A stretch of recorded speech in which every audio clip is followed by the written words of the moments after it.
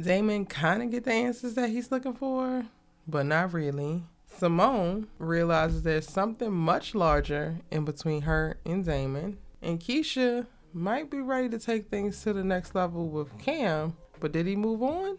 What's good, y'all? It's your good sis Erica Vane coming to you right here on Erica Vane TV with another All-American Homecoming video.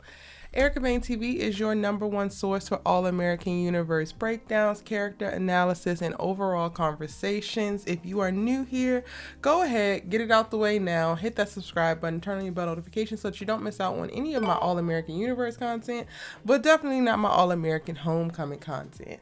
Also, feel free to follow me on your favorite social media sites at ericavane.com, all spelled out.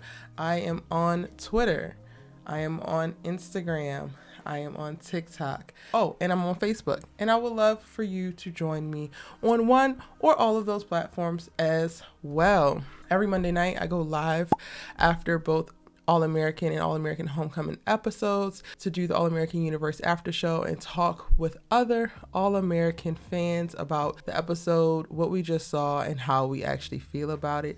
If you missed it, I went live last night and you can catch the replay by clicking the link in the description box or in the cards above. We had a very interesting conversation, and y'all, we on two sides of the fence, and we had a lot of conversation last night. Last night's live was lit. Shout out to y'all. Thank y'all so much for joining me, hanging out with me so late at night. It's always a great time. Y'all are so amazing. And if you're new here, you're gonna want to check that out as well. I promise you, it's worth the watch. But without further ado, let me get into episode 8, Just a Friend from All-American Homecoming. When we first pick up with the episode, we get to see Simone, Keisha, and Nathaniel signing up for volunteer opportunities and buying tickets for the Black and White Gala that's being put on by Psi Kappa Zeta, a sorority organization which Nate and Thea happen to also be interested in. And Nate has to quickly check Miss Simone Hicks real quick because she starts to ask a question that she ain't supposed to be asking out in public where somebody could overhear. She asks Nate, so if you're volunteering, does that mean that you're interested in an organization? It's like discretion.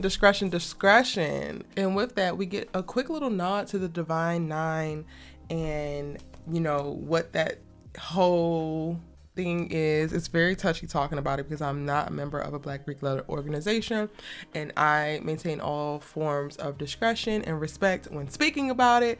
So I love what y'all did with that and entering into the conversation of Nate being a non-binary person approaching a Greek letter organization, specifically a Black Greek sorority. I was just so excited to see this story starting to be told. The sad part is one of the members of this organization is so very small-minded, so very reductive, so annoying, and she is caught by Nate later on in the episode making a comment about how she was really just buttering Nate up so that she would be really interested in join and they could hit their quota and get off of whatever little list or notice that they had about not being inclusive. And it's just like, girl, Nate ain't here to check nobody's boxes. And I'm so proud how Nate stood up for herself and was like, yeah, you would have been lucky to have me.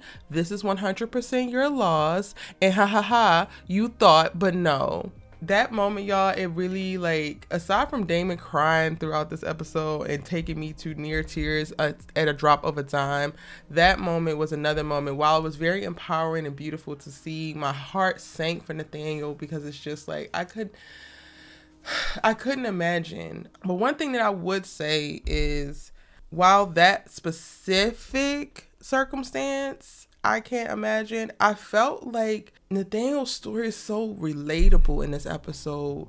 When she and Thea were speaking and she was asking the question of like, why do I want the validation of these people? I felt that in my spirit.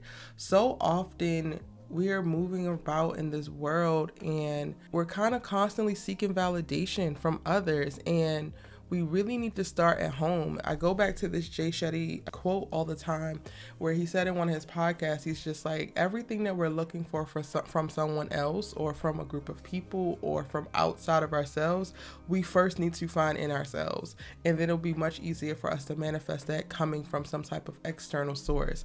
But if we don't have it internally, it's pretty much impossible for us to cultivate it externally.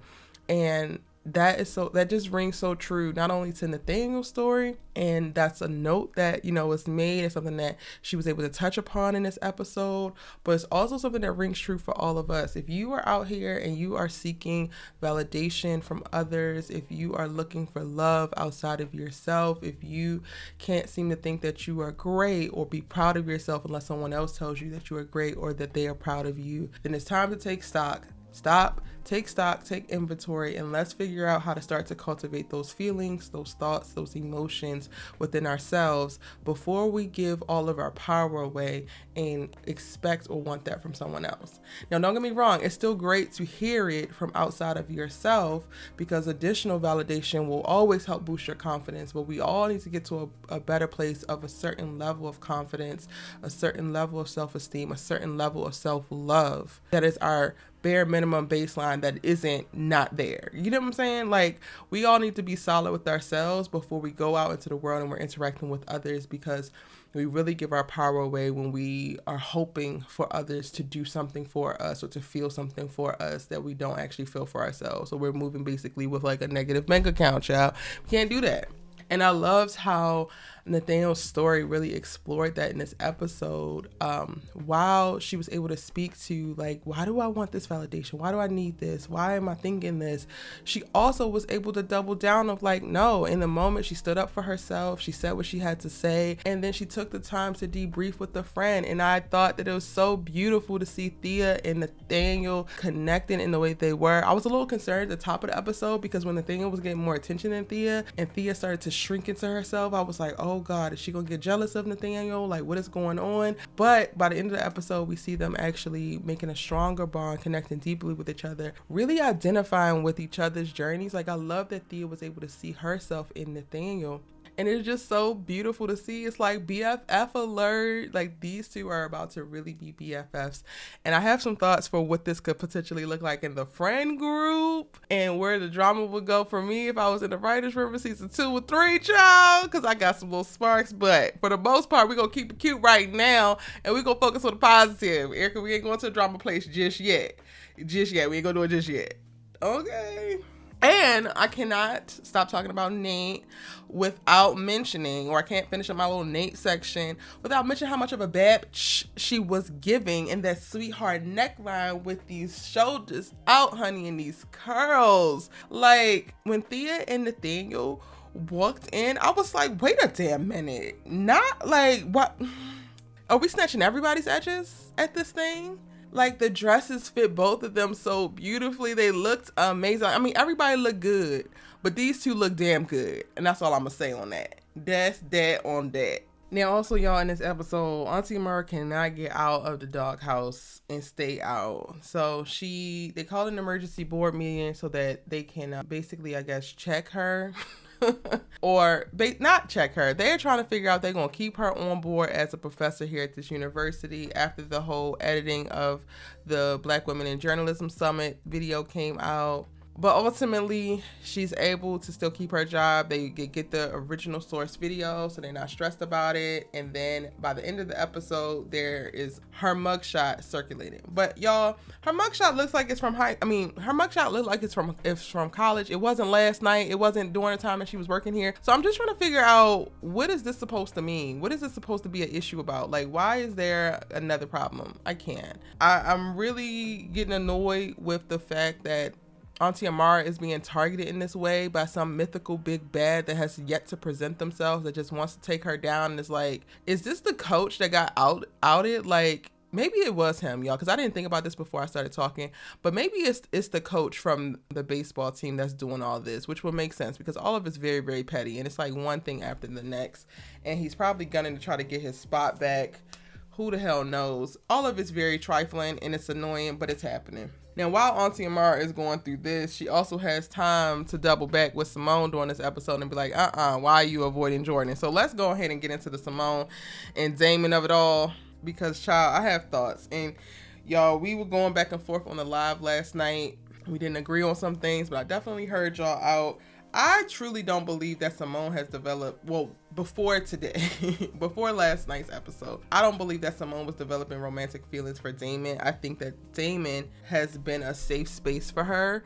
And well, I think all of her friends at Brixton have, and I think that the community that she has cultivated and that they are fostering for her has been monumental in her transition to being a, you know, collegiate athlete in an out-of-state school and in a long-distance relationship. Like, they really hold her down. Damon, Keisha, Thea in her own way, Nate, like, all of them really hold her down. And I think this episode, she's going through the process of realizing how the connection is landing on other people, as well as having sparks of potential feelings or interest, or is there something there? But again, I still don't feel like there has been for her a romantic development thus far. But I know a lot of y'all have. A lot of y'all are saying that Simone has been lying to herself and she's been lying to Jordan, and why hide from Jordan? I think in this episode, and again, I've rewatched, I'm going to go back and rewatch it. The sucky thing about having this channel and creating this content is that I don't actually get to enjoy the show anymore just as a viewer or a fan of it, especially in having to break it down on lives. When I go live after each episode, I miss a lot and I don't get to see things, and I'm like rushing through when I'm watching from a lens of like trying to catch certain things versus watching to be able to fully enjoy it. And on live, I definitely missed a few things. So Simone did use her frequent flyer miles to fly to Chicago. That was one thing I was mistaken about last night on live. And then on live, I said that Keisha, I felt like when she said emotional cheating, that part was too soon. I missed the part where Simone was asking about if Auntie Amara was right about her avoiding Jordan because she didn't want to tell Jordan that she had went to Chicago with Damon. And that's the whole thing that led into Keisha saying the thing about emotional cheating. I totally understand where it comes from, and I understand Keisha's desire to protect Simone and to support Simone, and for her to fully, you know, be the eyes and ears for your friend when you feel like they are a little bit blind to certain things. I just feel like Simone and Damon, to me, have yet to do anything wrong up until the dance. And like, not the dance, the place, but like the dance, their physical interaction. And even that, it was like coming up on the border, and then just in the nick of time, Simone stopping and running out and creating space.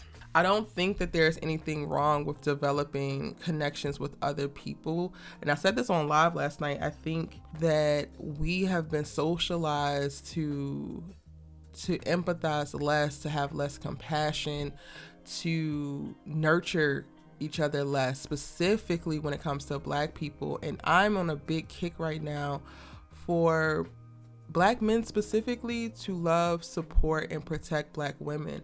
And that's one of the things that I really adore about watching Damon and how he interacts with Simone, because whether romantically charged or not, he seems to deeply care about this girl in a way that is healthy for the both of them, in my opinion. His interest seems very genuine. It seems like he cares about her more than just what sexual acts he can do with her in the future. Maybe, I don't even think that that's something that's crossed his mind, aside from maybe seeing her shake her ass at that fashion show.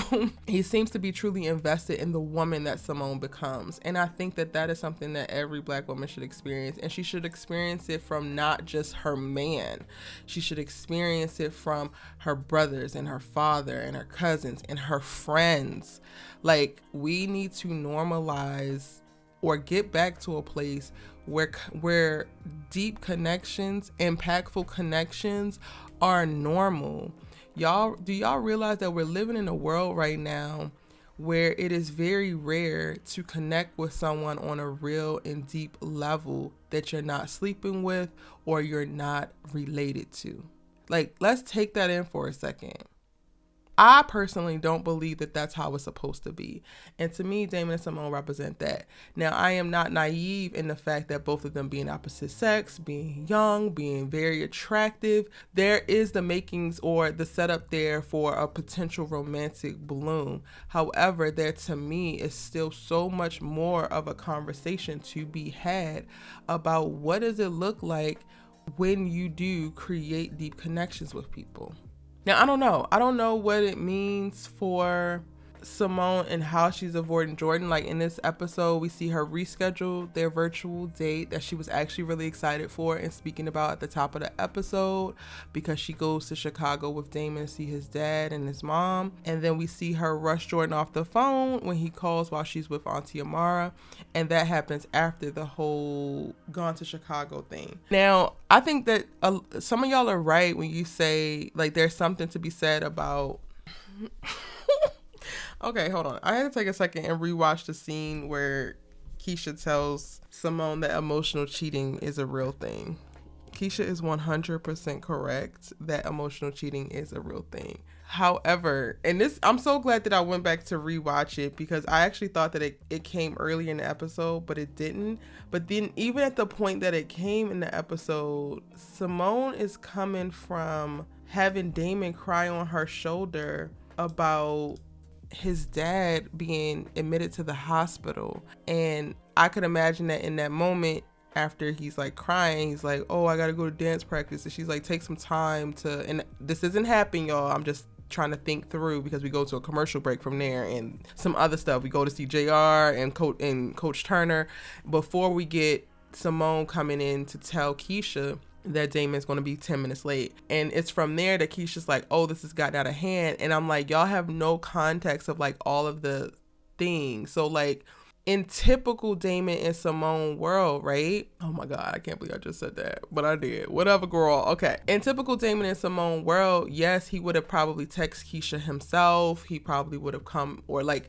he probably would have said something. However, this weekend in particular, Simone has been extra on alert for Damon, because she literally had to watch this man go through experiencing an Alzheimer's episode with his father, and none of them know anything about this. So yes, while I understand that her friends and her family are observing her getting close with Damon, with her feeling very comfortable with Damon, as I mentioned earlier on in this video, I really feel like Damon has been an amazing safe space for her. I still stand by the fact that I think that this being said in the moment that it's said, it's too soon. However, because Keisha doesn't know, I get how it's very easy to assume.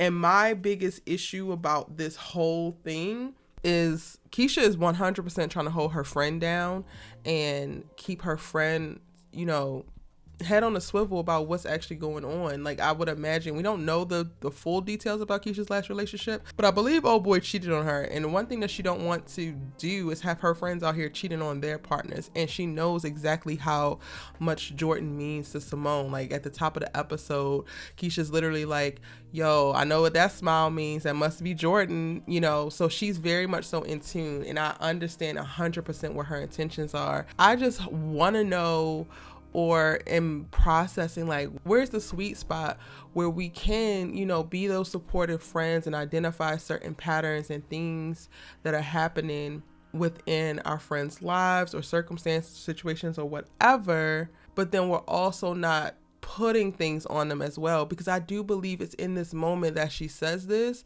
that puts Simone in a more insecure place about her relationship with Damon. And out of all weekends, this ain't the one to do it. Like, Damon is reeling from like what he has going on emotionally with his friend, with his family. And I really appreciated how Simone was there for him in this moment, while everybody else is really kind of clueless to what's going on. JR got his own going on with him, where JR should actually be showing up for this man. He's not. Keisha, you are helping out with, you know, choreographing for the gala. Thea and Damon haven't really developed that much of a friendship just yet, but like it made me question, like, okay, well, Keisha, have you checked in with Damon? Like, y'all are all friends, but Simone is the one that's showing up for him, and it's like he still needs somebody. So if it ain't gonna be her, who is it gonna be? One, and two, I don't think that it's a problem for it to be her, but in the moment that it's said, it instantly puts her in a place of like starting to think, and it's definitely something that she should think about. I personally just wish that the circumstances were different and it wasn't during the weekend that Damon was handling all of this, because I do think that Simone was extra nurturing given the circumstances. And yeah, some of y'all are going to, oh, they fell asleep together, or she fell asleep laying on him in this moment, or they were staring at each other across the room while Jordan was there. Yes, all of those things happen, but I do feel like these particular sets of circumstances allow for Simone to drop deeper into her nurturing, supportive friend bag, the same way that Damon instantly shifted to a much more nurturing, because he's a very nurturing guy, y'all, and I'm absolutely obsessed with that, but dropped more into his nurturing bag the moment where Simone had her very first panic attack and she was not able to process certain things. So like, it's just give and take, and I personally like it. So I think when the whole emotional cheating part comes up and nothing had happened up until, it just feels like, to me, it's telling her to course correct when she actually hadn't done anything wrong. But yes, I do agree that there's something to be said about them establishing healthy boundaries so that she could maintain respect and decorum for her relationship, still cultivate that intimacy and shared experience within her relationship with Jordan, while also developing deep connections with others, including Damon. Now, I hope all of that makes sense, but that's really just kind of my thoughts on it right now.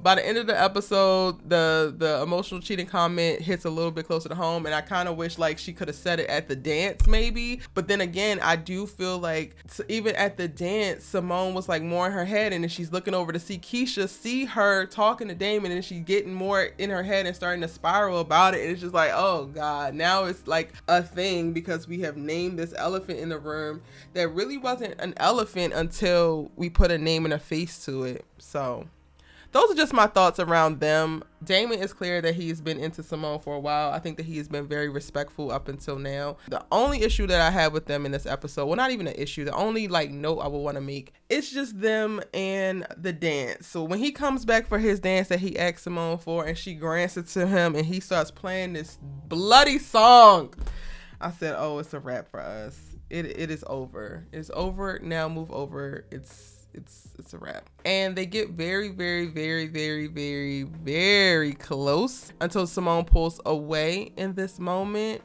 And now they both got to deal with that.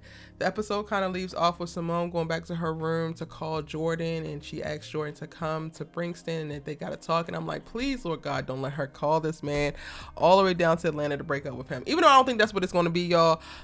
The little bad part of my mind is like, oh God, that's what's about to happen, and I'm going to catastrophic mode. So don't I'm just telling y'all all of my thoughts. I don't believe that that's actually what's going to happen, but listen, it's a possibility. And right outside her door, listening to her tell Jordan that she loves him, is Damon, who just got a little bit of a crumb of a tidbit of more information when it comes to his potential birth parents from his father, who was a little bit lucid for a moment, enough to be able to mention JR's mom, one of the most beautiful women that he's ever seen. So did Damon's adoptive dad smash JR's mama, and now his adopted dad is really his real dad?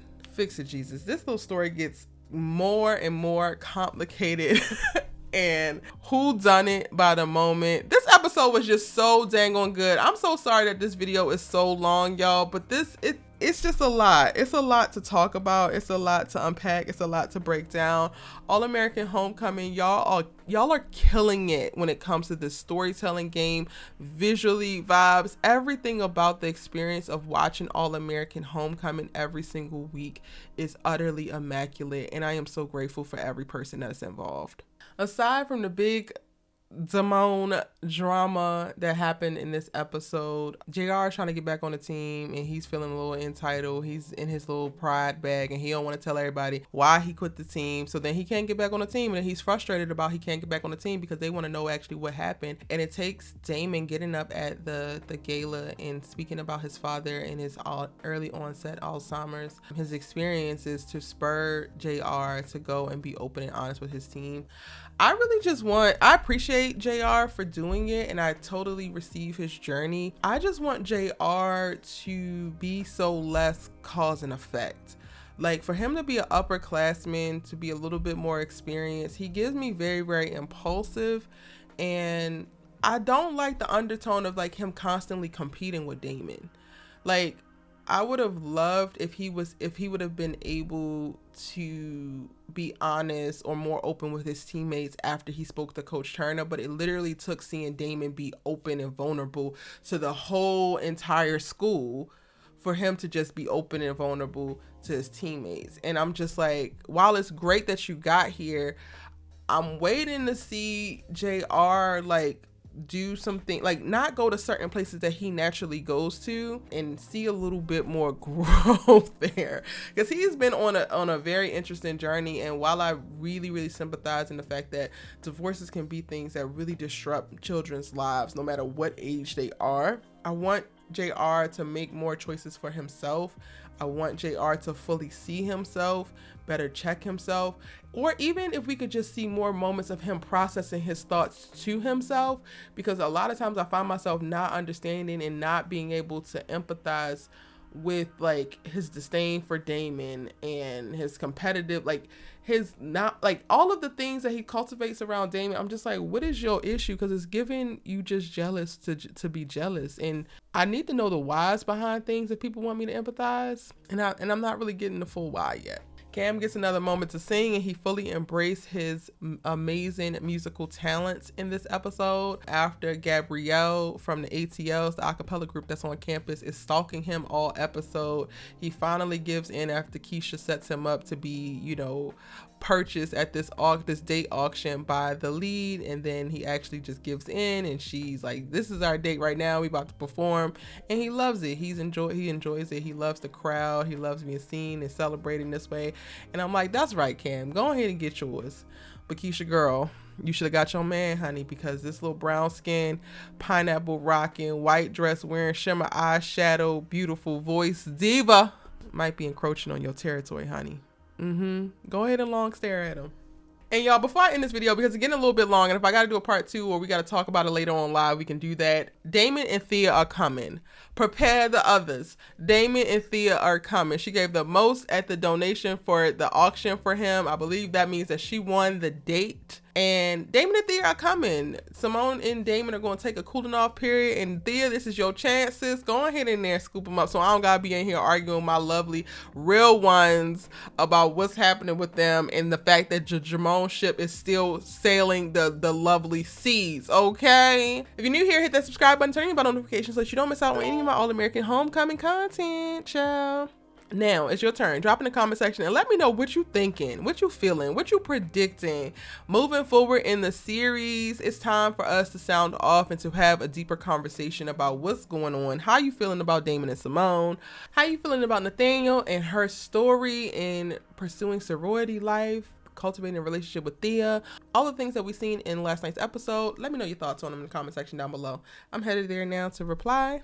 Give this video a like. You made it all the way to the end, so I know that you liked it. And I'll see you in the next one. Bye.